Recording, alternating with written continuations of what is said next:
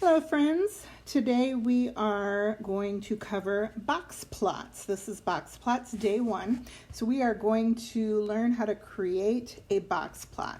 So a box plot is this thing right here, this funny looking thing. These can also be called box and whisker plots. And you can see why we'd call them that, because there's a box right here and then there's almost like a whisker coming off each side of the box. So we're going to call them box plots because that's easier to say than box and whisker plots. See, I can't even say it.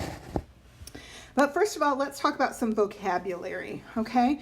So the minimum, which is our first vocabulary word, the minimum is the smallest or the least value in a data set, okay? The maximum is the largest or the greatest, can't spell, largest value in a data set. The middle of the data set, or median, and we already learned about median last week. So the median is the middle of a data set, the middle value of the whole data set. Okay, then we have the middle of the lower half. This is also called the lower quartile.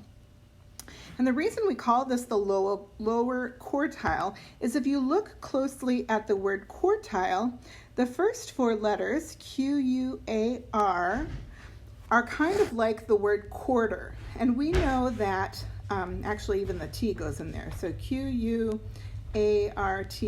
is kind of like the word quarter, okay? And so we know there are 4 quarters in a dollar. There are 4 quarters to a basketball game, I think is what it is.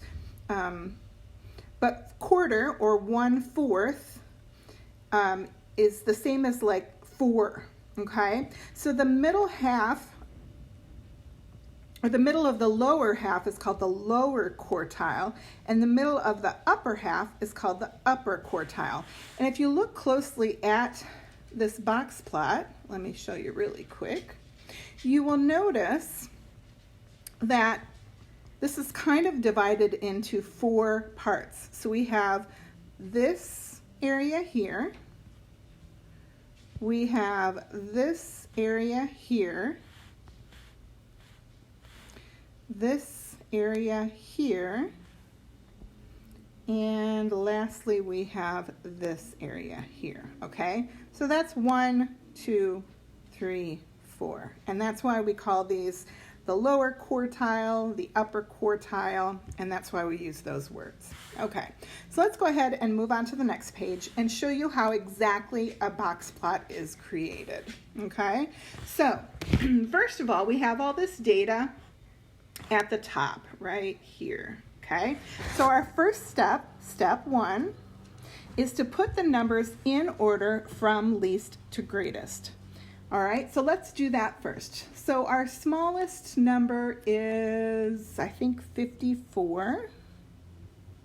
And cross that off. Oh boy. Okay, then our next smallest number is 56. Cross him off. I can't write on it. Okay, then we have another 56, which is up here. Let's see, no 57s, but we have a couple 58s, so let's write those down. There's a 58 here and another 58 here, and I think that's it for 58s. And then we have a 59, so let's write that next. This is super important to put, come on, there we go, to put the numbers in order first, because we have to have them in order to be able to find the data points that we need. So we only have 159. Our next data number in order is 60, and then we have 61 right here, 62. Uh-oh, I'm running out of room. Okay, I erased and moved everything down so that it would all fit on one line. So we left off at 60, 61. We have 161 right here. And then we have a 62.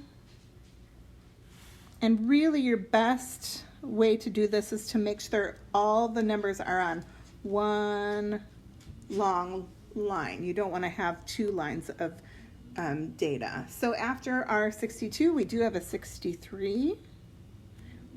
That's that guy right there. And then last but not least, we have a 65. Okay, and that one there. I think we've used up all of our numbers. Another thing you can do to make sure that you're correct with what you're doing is to count how many pieces of data we have, which is 1, 2, 3, 4, 5, 6, 7, 8, 9, 10, 11, 12. So I counted my original list of data. Then I'm going to count these to make sure I still have 12. 1, 2, 3, 4, 5, 6, 7, 8, 9, 10, 11. Uh-oh, I'm missing one. Okay, I found my missing piece of data. There were 2 of the 61s, so I fixed that. Sorry about that.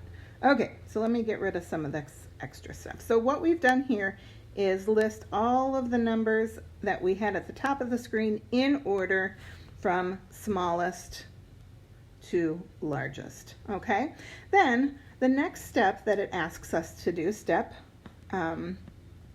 2, is it says find the median.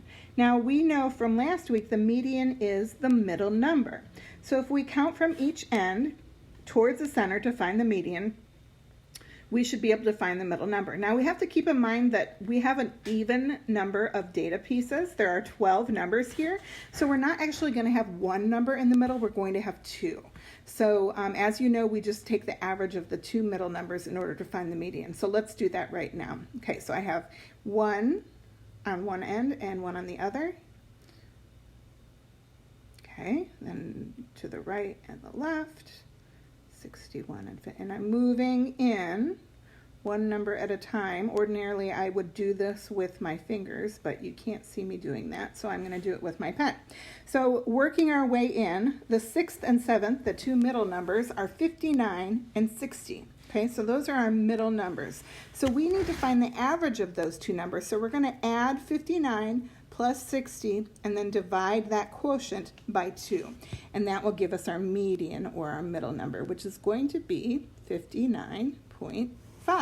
Okay, so that's our median. Then we need to find the lower and upper quartiles. Now if you remember up in our vocab, we said that the lower, remember back here, we said that the lower quartile was the middle value of the lower half of the data. So let's take a look at the lower half of the data. Since we have 12 numbers, the lower half is going to be these 6 numbers here. Okay, so we need to find the middle number of these 6 numbers. So if we go to the middle of these 6, that's going to be this green line right here. We don't actually have a number right in the middle, but we have 2 numbers in the middle. So I'm going to box those in. We're going to add 56. We're going to add 56 and 58, divide the quotient by 2, and that will tell us what our lower quartile is, which 56 plus 58 divided by 2 is 57. Then we need to find our upper quartile. Our upper quartile is going to be the middle number of these top 6 numbers. Okay, so if we go into the middle of the top 6, we don't actually have a middle number, but we've got 2 numbers in the middle. The middle is between 61 and 62. So we need to take the average or the mean of 61 and 62. So 61 plus 2, or 62, we're going to add those together, and then we're going to take the quotient, take the sum of 61 and 62, divide by 2, and that's going to be 61 and a half. Okay, so let's go ahead and fill in the values in our bottom half here. So our least value, our smallest value, is 54. Right up here, that's our smallest number in the original data. The lower quartile, which we figured out was 57, fill that in. The median, which is our middle number up here, 59.5. And our upper quartile, which was this number here, 61.5. And then our greatest value, the number that's the largest in the set of our original data is 65. So now we have all of our data points and we can go ahead and create our box plot. So first of all, we need to take this number line down here and label it. That's always the first thing. So I'm going to label it starting with my lowest value, 54. No sense in starting at 0 because I'd have a whole bunch of space from 0 to 54 and that would just be a waste. We're going to start our value at 54 and I think I'm going to count by 2's. So my highest number would be 66. Okay, so let's go ahead and label. My pen's not working. These as we go. So we've got 56, 58,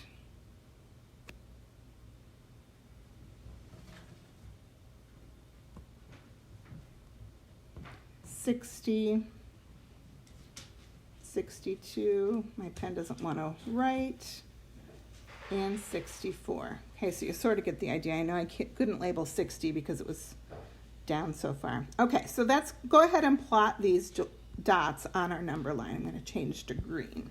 All right, so our least value is 54, so I'm going to put a dot right at 54. Then our lower quartile is 57, so I'm going to put a dot, maybe, at 57. My pen doesn't want to write. Our median is 59.5, so that's going to be about right here. Okay, and then our upper quartile is 61.5, so 61's about here, and I'm going to go about right there. And then our greatest value is 65. Okay, so I've got all these dots up here labeled on my number line. Now I'm going to create my box and my whisker. So my box is going to be, the left part of my box is going to be at the lower quartile. And then I'm going to put the right side of my box at my upper quartile. I'm going to draw a line that connects to create my box and draw a line to show my median. And then I'm going to draw my whiskers all the way to my least value and my greatest value. Okay, so that is how you create a box and whisker plot. Let's do another example so that you can have an idea of exactly how to do this. First of all, I'm going to go ahead and put my numbers in order. I'm going to pause this and do this so you don't have to watch me do it because that's boring. So just a second. Okay, so here's all my numbers in order. My dog's going to bark now, so hang on. All right, here's all my numbers in order. So let's go ahead and find the least value. The least value is the smallest number, so that's going to be 45. Then we're going to find, might as well, since we're talking about least, let's go ahead and find the greatest value. That is 57. Then I'm going to just go ahead and find my median, the middle number. So since we have 11 data points here, and if we work our way into the center, the median or middle number is going to be our 6th number. So I'm just going to go ahead and count 1, 2, 3, 4, 5, 6. 48 is my median number. And then we need to find our upper and lower quartile. So the middle value of the bottom half is going to be, all right, so we need to find the lower quartile. So we need to, oops, I already have my marker here. Look at the bottom half of the data right here, and then find the middle value. So 46 is going to be our lower quartile. And then our upper quartile, we take the top half of the data and we find the middle value, which is 52 in this example. Okay, so let's go ahead and draw our box plot. So I have a number line down here, but I'm actually going to redraw the number line so it's up a little higher and I'm not running into the bottom of my screen. So let's go ahead and label our number line. So I'm going to start at 44 and end at 58. And so we're going to be doing jumps of 2. So 46, 48, 50, 52, 54, and 56. Okay, so I've skip counted by 2s to label my number line. So let's go ahead and draw put our data points on our number line. So the least value is 45, so that's going to go right here. The lower quartile is 46, so that is right here. The median or middle value is 48, which is going to be right here. Oops, that should have been orange. Let's try that again. There we go, that's better. Then our upper quartile, 52, and our greatest value, which is 57. Okay, so I've got all my data points labeled. So let's go ahead and draw our box and whisker box. So we're going to draw a box around the lower quartile, the median, and the upper quartile. So remember, the green value is our lower quartile, and then the yellow value is our upper quartile, and the orange line is our median.